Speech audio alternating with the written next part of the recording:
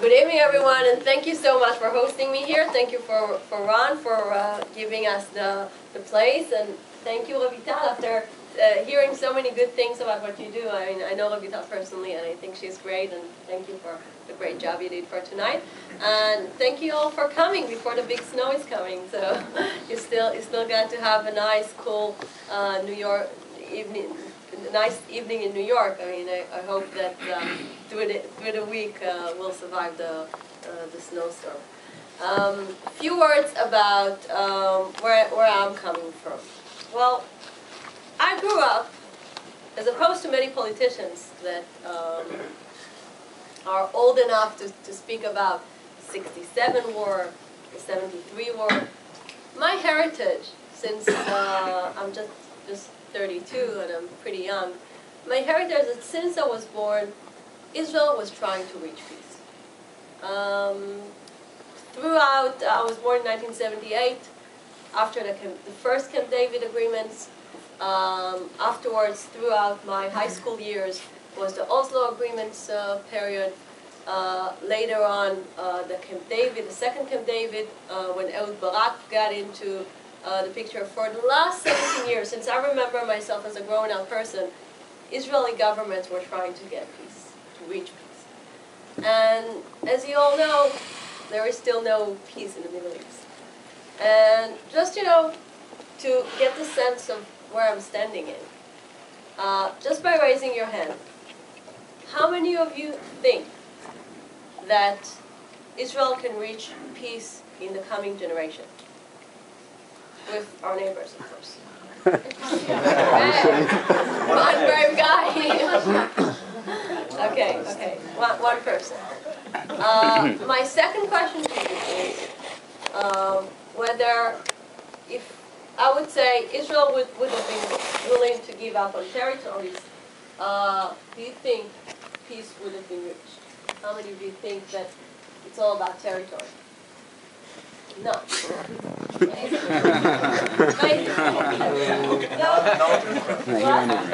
that's not a knowledgeable crowd, because it seems like those are the conclusions of what the people that are sitting around this table. And it's pretty obvious that the world is playing false game, because we're all speaking time after time about compromises, about territories, about settlements, about all those issues that are on the table. And it seems like, at least in this room, people don't believe that this is the right game to play. And personally, since, again, I belong to a generation that... Can you hear me, everyone? Yes. Since I belong to a generation that was, I would say, captured in paradigm. And the paradigm was, when Israel will give up territories, either peace or legitimation will happen. I think that this big dream was shattered. And it was shattered a few times. First of all, it was shattered in 2000. The year 2000 was a marking point where we realized that the Palestinians don't want to have their own state. Because if they would have liked to have their own state, they could have it when Barak offered very generous offer. And as opposed to Ehud Olmert that offered it without having a public backup, Barak did have a public backup. But the Palestinian leader refused to accept the Palestinian state that was actually served to them.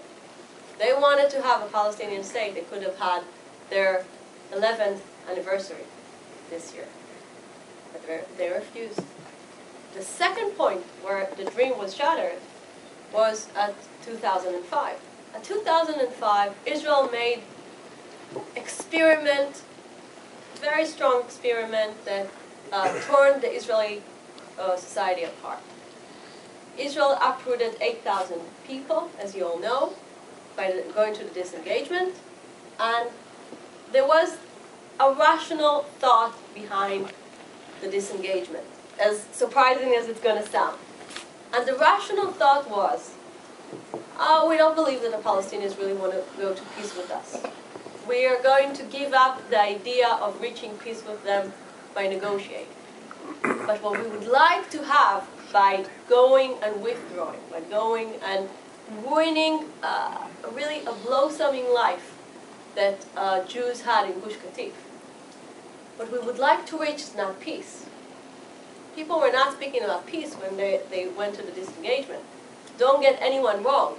Today, from Tzipi Livni, going by Ehud Barak, going to Benjamin Netanyahu, no one is speaking about peace anymore. I don't know if you noticed the fact that peace is out of the discourse. I mean, they say that in nice speeches to the world, but they're speaking about totally different words. They're speaking about agreement, arrangements, and some kind of settle. They're not speaking about peace anymore because they don't believe in peace. So what the disengagement was trying to reach, actually, was not peace, as I said, but it was trying to get legitimation. Israel will have the right to defend itself. This is what the leaders of the disengagement sold to the people in Israel. They said, once Israel will get to the international borderline, Israel will have a full credit from the world to do whatever it takes and whatever it needs to secure and defend itself. This was shattered 2 years ago in the big military operation in Gaza, after Israel did what any other country in the world would have done a long time ago. 8 years of waiting. I mean, throughout this day, rockets were shot on Ashkelon. Our south was attacked time after time for 8 years. People in Sderot, and I visited so many times, just 2 weeks ago, I visited school in Sderot. You know what it looks like?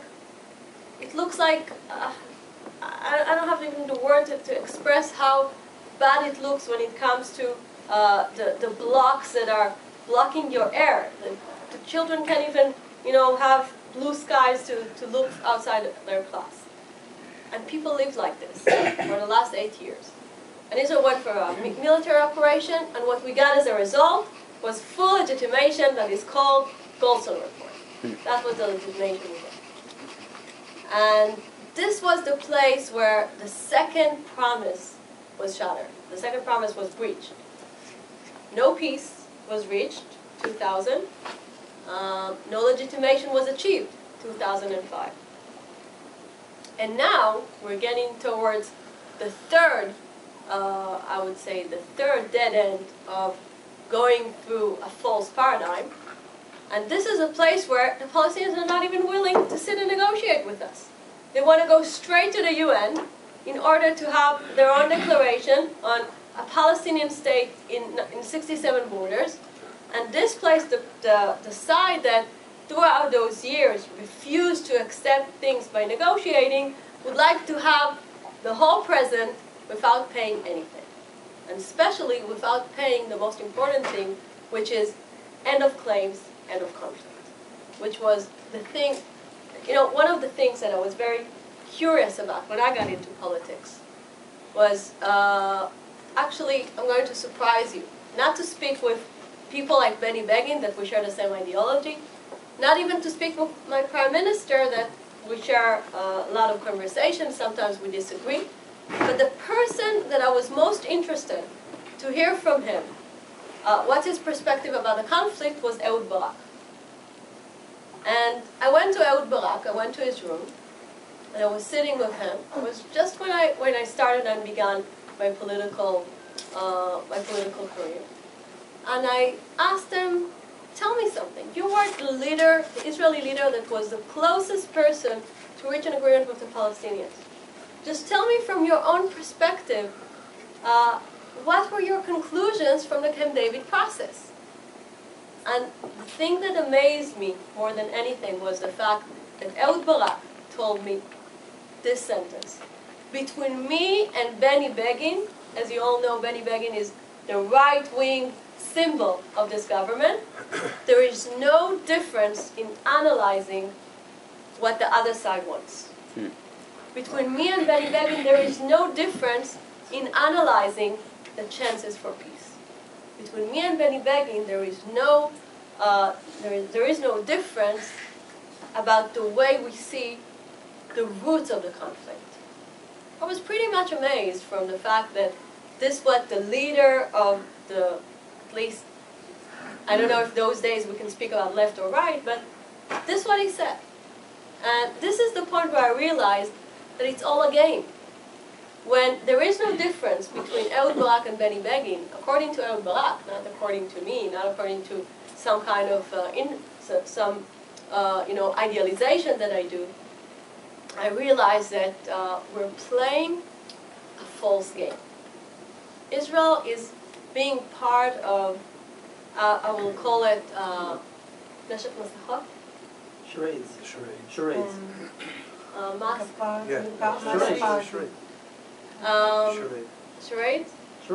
Charade. Israel is part of a charade that the world is trying to make and promote when everyone in the Israeli government know that this is not the right game to play. And, sometimes, like in the old legend about the old children's story about the king that asked for new clothes, and no one wanted to tell him, the king is naked. No, someone needs to be the little child that is shouting, the king is naked. And our king is naked. Our king is naked means the conflict is not about what's being talked about in the international community. What I can say is that Palestinians are actually sometimes even saying and putting the conflict in its right focus and its right perspective.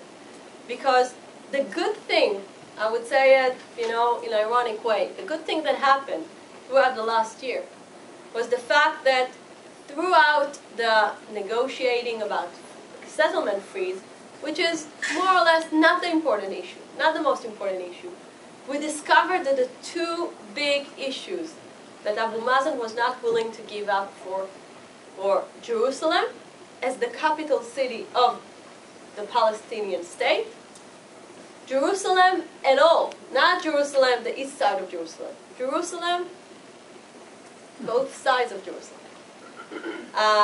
The fact that for the last few months, Palestinians did everything in order to, I would say, try to break the historical linkage between the Jewish nation and its Jewish holy places, like saying the most ridiculous thing in the world, that the Western Wall is not holy and has nothing to do to the Jewish people. But it's not more ridiculous than the fact that Arafat, during Camp David, told Bill Clinton there was no Jewish temple on Temple Mountain. So throughout the process, they were speaking about Jerusalem, and they were speaking about the refugees. They were speaking about the right of return. And what is the right of return basically means? The right of return basically means that for them, the big trauma, the big, I would say, transformation about the way they see the conflict is not 1967. 1967 is irrelevant here. Just like PLO was established in 1964. Way before Israel ruled anything in Judea and Samaria. The most important year for the Palestinians is the year that the Israeli state was established, 1948. And from that point, the refugees are relevant. From that point, right of return is the core of the conflict for them. Not about building houses in Eli, or Beit El, or Shiloh, all those great places that the Jewish people grew up in, all those great places that are mentioned in the Bible. For them, this is not the story.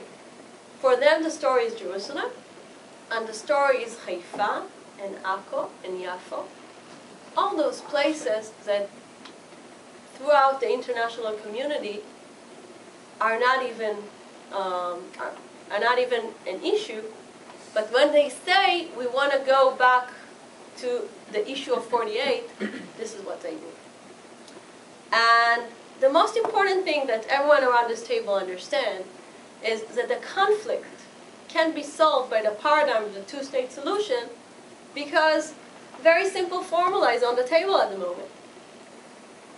The maximum that the Palestinians the maximum that the Israelis were willing to give, Ehud Olmert, Ehud Barak, is less than the minimum that the Palestinians are willing to get. This way, Israel is going to a dead end. And since I'm a young person, and I wouldn't like to live not in a hypocrite or a false game, and since I don't want to play a game that is leading me to a dead end, I would like to see a generation from now. And a generation from now, the way I see the challenges, I go back to this conversation with Ehud Barak. The issue is not really whether Israel will give up settlements or not. Because it's obvious from the Gaza experiment, and Gaza experiment is not being used enough as a big alarm sign that says when Israel withdraws, when Israel goes by the false paradigm of giving up territories for getting anything, whatever it is, legitimation, peace, agreement, whatever, Israel is the one that is paying all the prices. The prices when it comes to its citizens, and the prices when it comes to its international stand around the world. So this is the point where I would like to offer a new way of thinking. Now that the Palestinians are quitting, they don't want to go to the negotiation table. They want to go straight to the UN. They're trying to work in 3 different ways. They're working on delegitimizing Israel in diplomatic terror. They're working on delegitimizing IDF, and all the defense that Israel is doing is they're trying to put it under war crimes. And they're working on economic terror, which is different kind of boycotts, and I think its peak came out last week when they forced Israeli companies that are building Ruabi, the Palestinian city in Samaria. They are forcing them to sign up on agreements that will boycott any product that is produced in Judea and Samaria. Israeli companies. What we did in the Knesset to block that was to bring a bill that will say that every company that will cooperate with this won't get any kind of governmental support in order to start speaking about the fact that this is really economic terror. So they're working this, and Israel at the moment is not doing enough to block it. And I think what Israel should put on the table is annexing all the Jewish settlements that were built since 1967, because they were all, not even speaking about the fact that I guess everyone around this table believes that this is our land, this is our country, this is, of course, at least for me it's obvious. But Israel should start putting on the table the fact that diplomatic terror has its own prices. And when the Palestinians go in a unilateral way, Israel must start going in a unilateral way by saying we will apply Israeli law, not just on Ariel, but all the Jewish settlements that were built because they are legitimate. Do the opposite of what they're trying to do. They are trying to say you're not legitimate. We will say we are legitimate and you're going to pay the price. You're going to pay the price by not declaring. I mean, the only condition that our Prime Minister made when he went to the negotiation table was just declare on the right of the Jewish nation to exist in their own Jewish state. They're not willing to do it. This is not by coincidence. Because they could have played the game, right? They could have said, okay, let's say that we agree, let's get what we need to get. This is something fundamental and very critical by the Palestinian thought. They're not willing to declare because they're not declaring the right of Israel to have its own self-definition as a state. And this is the thing where I think that we need to go the other way around. The Palestinians were assuming throughout those years that time in the Middle East works just bad for the Israeli side. When Israel is waiting and not reaching peace, Palestinians are reaching international support, and they're reaching a progress in the way they want to get their own state without paying any price. So far it's been working for them. But we must turn this way of thinking around and say, time in the Middle East works bad for the Palestinians. And when they're not coming to negotiate, when they refuse to declare on the right of the Jewish people to exist in their own state, because this is the only state we have. They're going to pay the price by losing the opportunity to look at the territories that at the moment are defined, at least internationally, as the core of the conflict. Those territories won't be anymore part of the playground. They will be part of United Israel. They will be part from the Israeli state, and they won't be anymore as something that a question mark is put on. And this is my approach, and I'm working to progress it. I'm saying it to any crowd and any audience that I'm speaking in front of. Israel must stop apologize for its right to exist in its homeland. Israel must start speaking about its right to exist when it comes to not just by speaking about military issues, not just speaking about security. I like to give the example of a thief.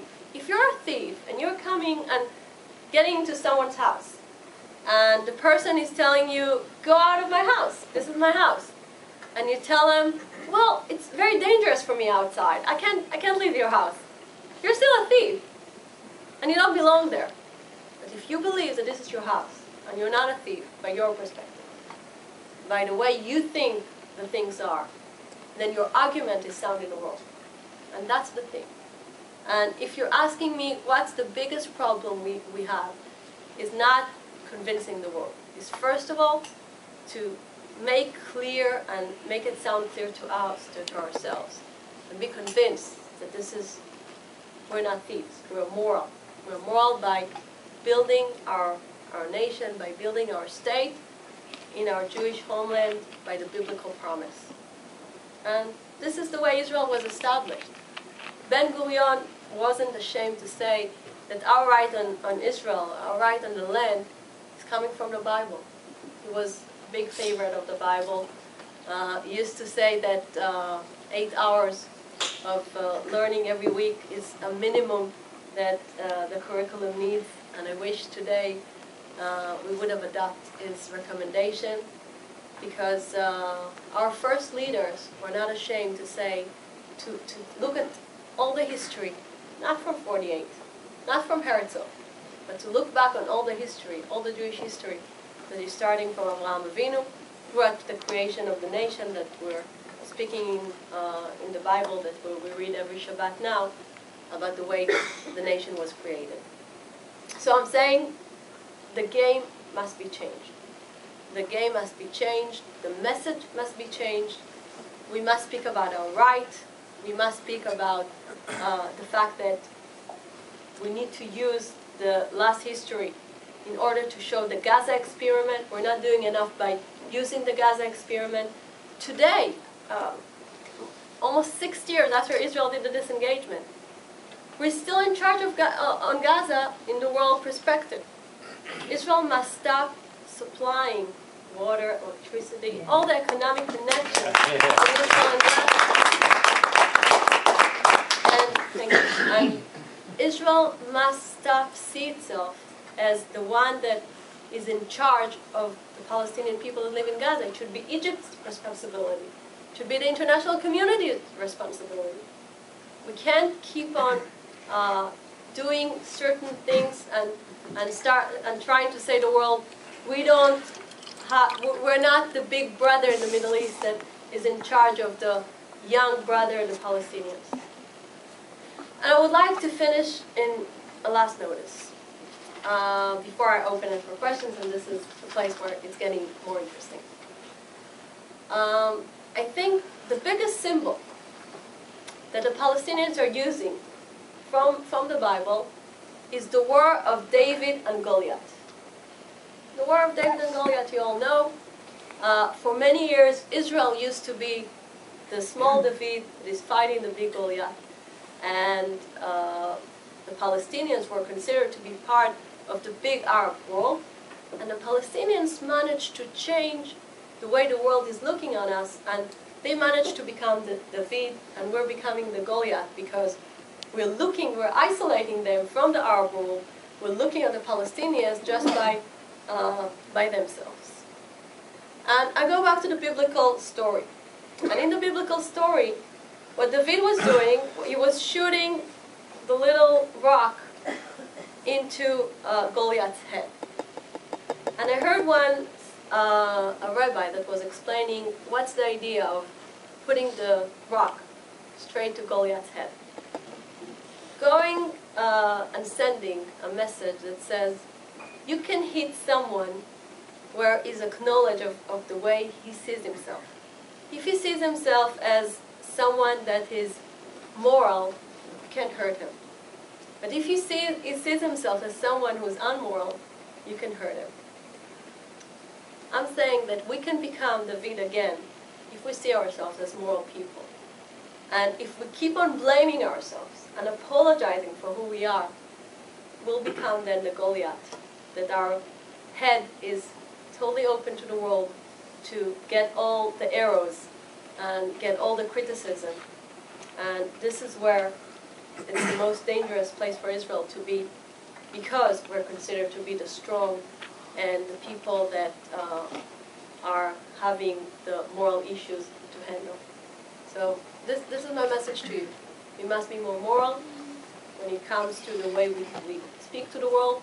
We must say our morality because we are, and we must, I would say, stop being, Adam phrased the lecture as stop being apologetic Zionism. Start speaking about more confident Zionism. So I think this is what I can offer to you as rethinking about where we are. Okay, so this is, get off.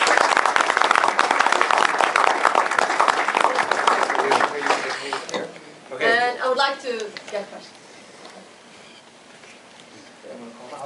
Let's start right there. Just tell me your name and what you're doing. My name is Daryl Goodman. Darren? Daryl. And my background is in law. And my question is whether you, it's twofold. First, it's a quick, is whether you and other members of Knesset are considering also adding the threat of annexing the Jordan Valley as another consequence to the Palestinians. And the second part is what steps can we as American Jews take to support you in that campaign? To begin, getting the Israeli government to apply consequences for unilateral Palestinian actions, and to start talking about our rights in the land as opposed to just simply browbeating ourselves for our shortcomings and mistakes. Okay, I'll take a few questions and then I'll answer. Very briefly, conceptually, my name is Eric. I'm a lawyer. How many lawyers are? Disengaging from Gaza makes sense, and allowing other countries, possibly, as you said, to supply. How do you make that conceptual concept a reality when Israel, in large part, is doing what it's doing for protecting itself? Because if you were to press the button and allow Egypt and the other countries, how do you then prevent everything else to come into Gaza that Israel is trying to prevent from coming into Gaza? Go on this side now. ציפי, my name is David Winnick. I made Aliyah a couple of years ago. I hope you're all going to follow him. Thanks. I have to say one of the most troubling things that I've experienced while I'm there is what you pointed out about the conception of the people of feeling thieves as opposed to the rightful heirs to the modern state. And I'm wondering how widespread you think it is, especially amongst your generation, of the lack of historical perspective and the lack of true confidence in the country. We'll take one more from this side, and then we'll let Sam. Yeah, hi, Alon Horstman with Finance. I'm with you on a lot of these issues. Is this your name again? Alon. Okay. I'm with you on a lot of these issues. אתה יכול לשאול בעברית, לא? כן, ודאי. לא, אני רוצה להגיד, אתה תשאל בעברית. The question is this. What are we going to do with that? A bigger state, it's going to make it easier even for the questions you're asking. David, you were asking if the problem is lack of historic perspective. I'll answer to you. First of all, of course, the answer is yes. But I think the problem is not just by studying history, because I'm sure Yossi Bailey knows history. Many people know history. But the thing about knowing history is, I think, not just knowing the information, is getting the right concept, getting the right conclusion out of history. So maybe we are missing some historic perspective, but I don't think the problem is in my generation. Actually, my generation is more silver. I don't know if you use this word. Piquer. Mefukah. So why? No, not wise. Open-eyed. Sober. Open-eyed, maybe. Sober. Realistic? Realistic. More realistic and less. Idealistic. Yeah. No, realistic. I hope. Okay. And Alon, you were where's Alon? You were asking maybe the strongest question about what's the alternative or what's the vision. Well, the vision.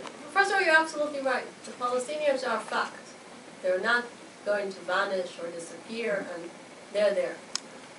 I think what we should start speaking of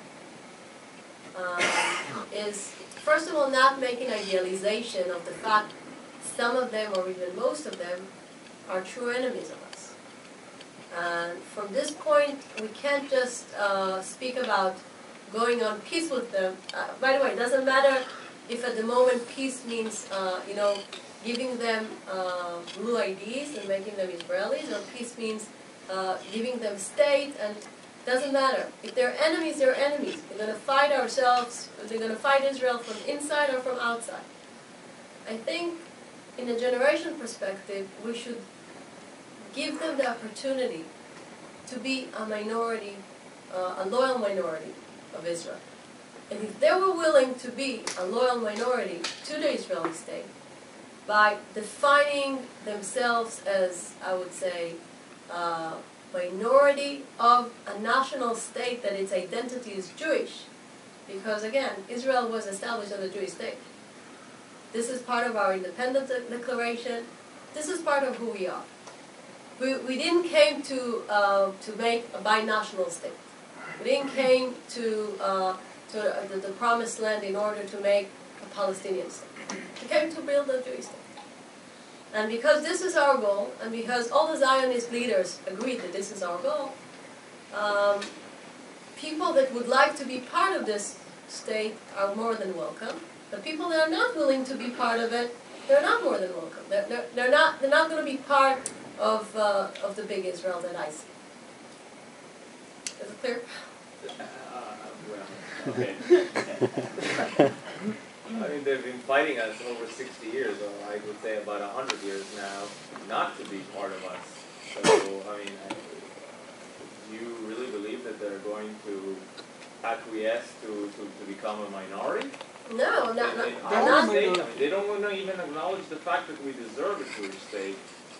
I mean, this is from Abbas, who's considered a moderate.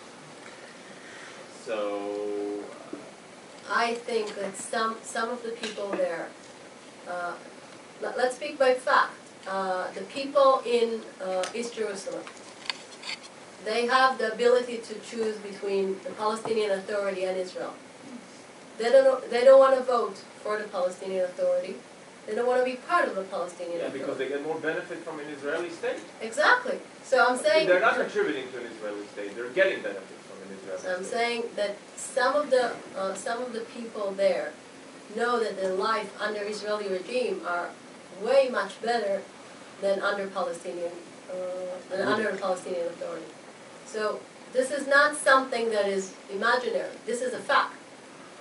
250,000 people that live in East Jerusalem are choosing not to be part of the Palestinian state, even though they have the ability. So. I think it's talking more about the loyalty issue. And there is another problem. Let's Go ahead, tell what you asked the first question. Just a quick remark that there is another problem. I'm sure you know the 2020 Teflon program that is saying that they're not a minority in 2020. So in a democratic elections, the Jewish voice will be equal to the Arab voice. So this is one really big problem. I don't understand where's your mathematics coming from? They're 20%. No, they're 20% out of our population. Well, 2020? In the year 2020. In the year 2020? Oh, the year 2020. Okay. In the year 2020, it's going to be changed. The Jewish voice will be equal to the non-Jewish voice. There is a 75% Jewish. How do you? I don't know. Also, the 2020 study you were speaking about is the 50%, 50%. Even by, the most extremist demographic people that I know and that I heard here in Israel, no one is speaking about 50-50.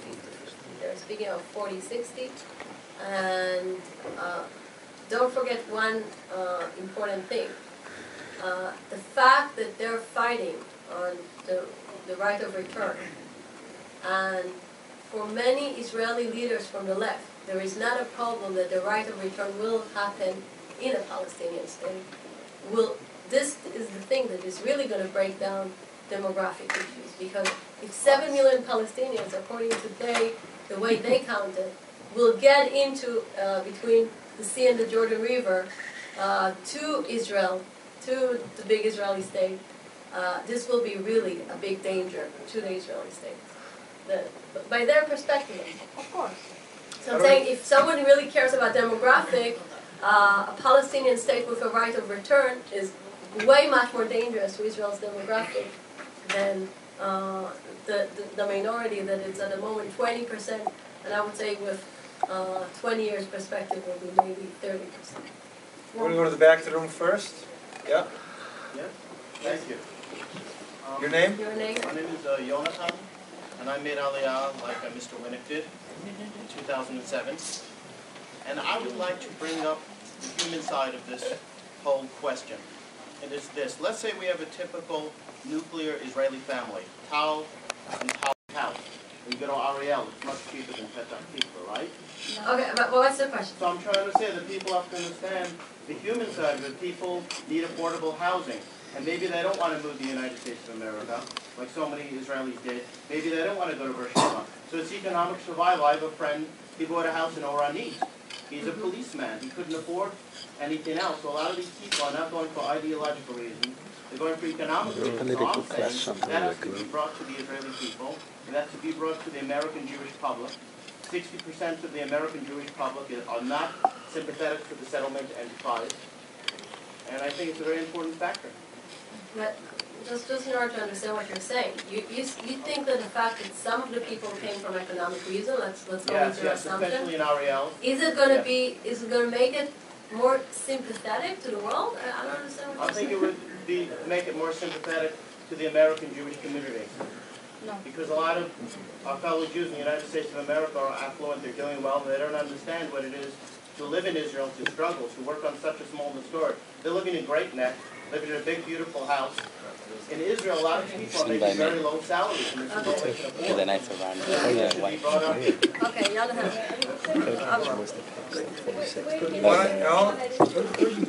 Talk about how people are want to have a house near their parents' house, or near This looks like Vadat HaKnesset. My sister and brother are already living there. Might be the Arabs go wherever they want to. And the Jew, they want to create it so a Jewish child can't go to the house with his father. This is a remark more than a question, I guess. The fact that there is unbalance between the fact that Arabs can build Palestinians can build everywhere, and the Jews are not allowed or forbidden to build in certain areas, even in Jerusalem, according to this American administration. Why don't we take him over here? Yeah, hi. I strongly identify with him. My name is Uri Pilot. I am not a lawyer. I do not work in finance. I work in construction. So, I strongly identify with everything you said, especially the spirit. My question to you is like this. There is a school of thought that believes that the Arabs have strategically shifted their focus from a two-state solution to a one-state solution. And that for a Jewish perspective, from our own interests as Jews who care our own well-being, following the path of what the Arabs are trying to go right now for a one-state solution would be to our detriment. Would be bad for us. What is your take on that? Okay. First of all, you're absolutely right. They want to have a one-state solution. They want to have a Palestinian state between the Jordans. Very, very simple. And they say that. My point being was that if we don't want, by the stalemate that you say that the Arabs bide in time, and not having a two-state solution and having a one-state solution actually works for the Arabs. It doesn't work for the Jews. Okay. And maybe the charade that what Barak said, maybe the game, if it works, if it's going to help our Jewish interests, maybe the charade is the right way to go. Okay. Well, I think what I take from your question is the big question about what is the Jewish interest. Well, first of all, the Jewish interest is to be, I would say, I'm looking for the right word, have the right to live everywhere in the Israeli land. The right of the Jews is to having Jerusalem as the historic capital, as a capital of the Jewish nation, not just, apologizing, speaking about dividing it, speaking about international sovereignty on Jerusalem. The Jewish interest, I believe, is, first of all, to fight the idea that there's going to be another state on the Israeli land. And especially when we see the fact that this state, if we go back to Gaza, is going to be a terrorist state. So whatever way you look on it, I think that the Palestinians are reaching achievement when Jews are starting to say, maybe it's not such a good idea to have Jerusalem as our capital city. Maybe it's not such a good idea to have the ability to build in certain areas in Israel. This is where they're succeeding. And this is exactly the thing that I think we need to change. This is exactly the point where I'm saying, yes, the Jewish land is of the Jewish nation. And this is where we build a state in order to have the ability to be there. I mean, Jabotinsky, when he was thinking about the big state from both sides of Jordan River, he was speaking about being part with minority of the Arab people as part of the Jewish state. And when I'm thinking about Ben Gurion declaring on a country with 600,000 Jews, the demographic issue was much more scary than it is now. And there are 6 million Jews. And you know what? If there are 6 million Jews around the world, let's have just half of them coming to Israel. Believe me, there won't be any demographic issue. So, of course, the Jewish interest is to be in the Jewish land, not dividing it, not giving up territories, not, playing the other side's game.